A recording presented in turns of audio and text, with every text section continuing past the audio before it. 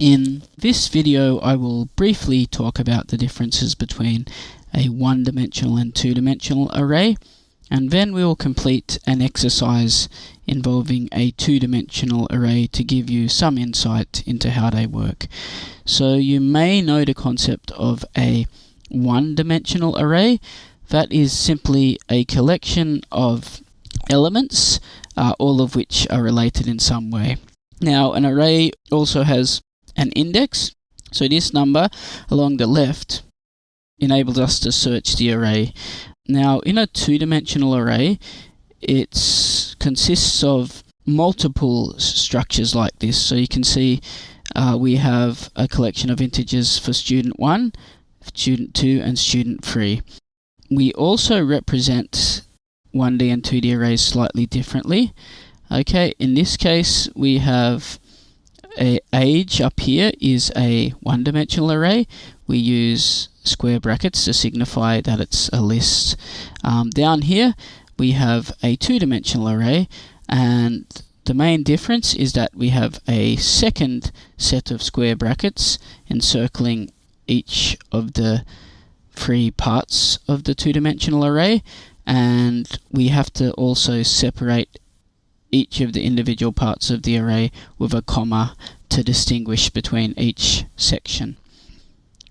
The task that we will tackle now is at the bottom of the screen. So we will be using this particular two-dimensional array, which will be represented like this in Python, and we need to write a program that will display the total mark for each student. So it's going to add up, for example, for student 1, 1, 2, 3, 4, 5, and present the total of all those marks, and do the same thing for student 2 and student 3.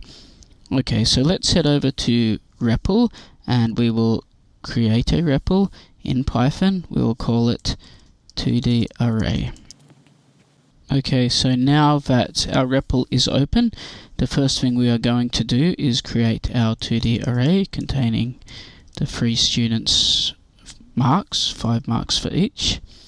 We need to make 2 sets of brackets, 12, 14, 8, 7, 17, that's the first section. Second student has 6, 8, 5, 3 and 13, second section. Third section has 16, 15, 9, 10 and 18. Okay, we might put them on each on a separate line, just so it's a bit easier to kind of visualize the way the array works. Then we are going to create a loop. This will be the outer loop for s in range 3. So what we've just done is we have created a loop which will iterate through each student. So this is student 0, this is student 1, this is student 2. Now the reason it says 3 over here, Python does start counting at 0, so it'll count here from 0, 1, 2, but when it uses range, it normally does not count the last specified number in that particular range.